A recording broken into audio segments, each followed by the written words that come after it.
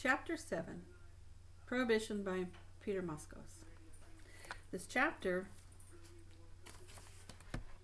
is about the violence of the drug trafficking and how it has become everybody's problem. The police have problems with it, the government has problems with it, and so on.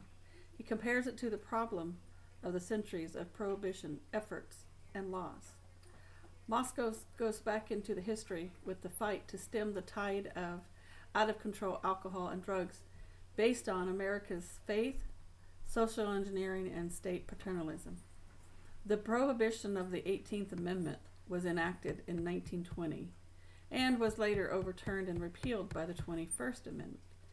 The grassroots for prohibition go way back to colonial days, with religious and progressives not liking how the lower class foreigners were heavy into drinking and were under the control of social and political control of the saloon in those days.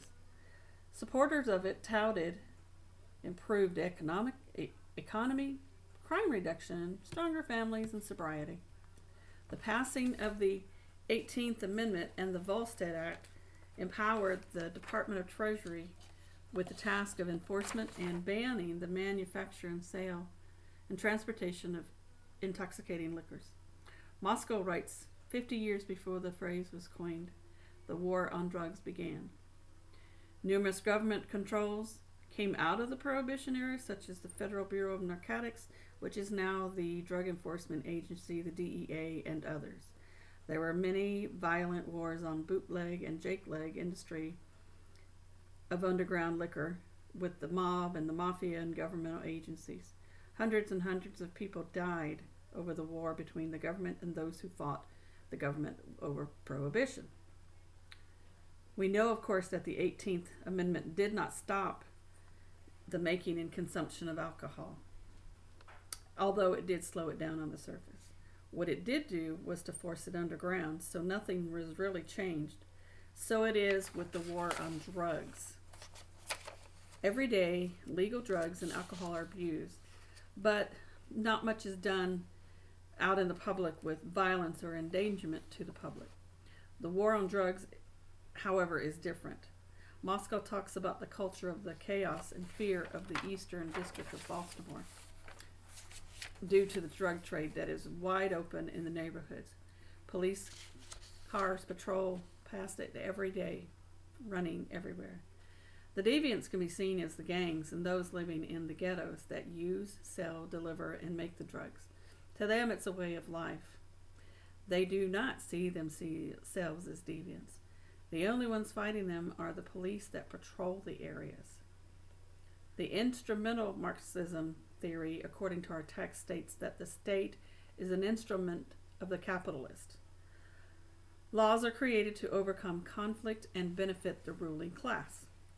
When laws focus on street crime and the lower classes, it takes and shifts the burden off of the ruling class, which is considered upper white middle class, crimes and their behaviors. I feel that Marxism theory applies to this chapter as Moskos brings in the upper class whites and progressives and the religious groups who liked the control they were putting over the low income, the blacks, the slaves, the foreigners that were coming into the country, the immigrants, in that day to fight the alcohol problem and saloon saturation levels. The power play between the upper white class whites and the lower class blacks and other races is clearly seen, and that is why the Marxism theory here can apply. Boyle also speaks of the Marxism theory with the group. He states that people get involved as group-involved beings. Groups vie for position, power, and control and end up in power struggles. On the one hand, you have the government, the laws and law enforcement group, and on the other hand, you have the group of the ghettos, the neighborhoods, the gangs, the inner city groups, making, selling, delivering, and making a living off of the deadly lifestyle of drugs. The goal of each group is to maintain the interest of that group, serve the needs, and to flourish in spite of the other groups. Vold also states that the law becomes a way to maintain interest and protect themselves. He compares it to the prohibition battle between those who fought to get rid of liquor and those who fought to keep the liquor. Those who have more power are able to rule.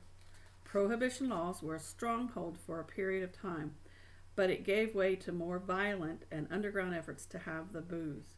Today's drug war is much in the same way. There might be a war on drugs with the laws and the agencies to control it, but as a cop on the beat in Baltimore's Eastern District, Cook-Moskos saw it running rampant. Drugs were acceptable hundreds of years ago, again, the upper white class, till they became out of control. Drugs such as cocaine, heroin, and morphine were used amongst the high-class society groups. It then began to trickle down to the lower class and is rampant today in the ghettos, and crack is heavily used by Black Americans, as he talks in this chapter toward the end.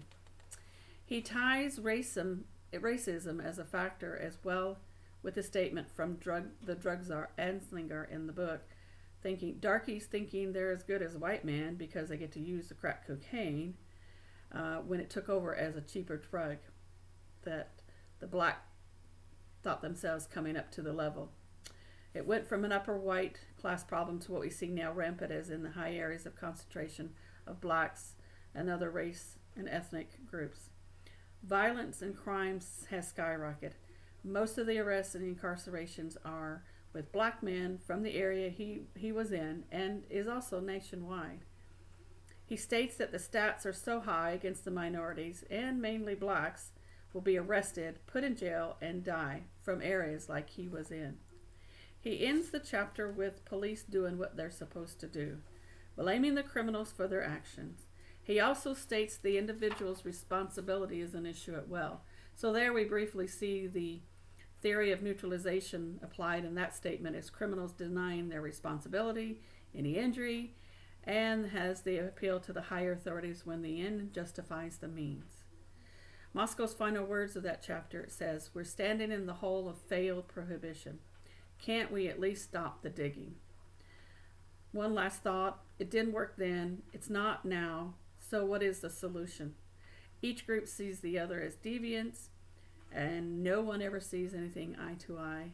I don't believe there'll ever be a meeting where the deviants, hardcore deviants, will want to get above that. The prohibition, the rehabilitation, the incarcerations, the jails, everything like that, they're not working. The white class wants to, the upper society, however how you want to phrase it, they want to put it all together and box it up in a neat little package. The other people don't fit in that group. So we end up with the constant back and forth. One, that's all they know, that lifestyle. That's all they know. They don't see themselves as deviant.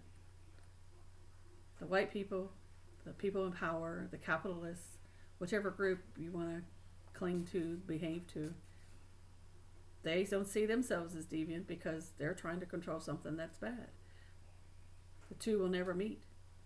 We've always had that problem. We will always have that problem. Thank you.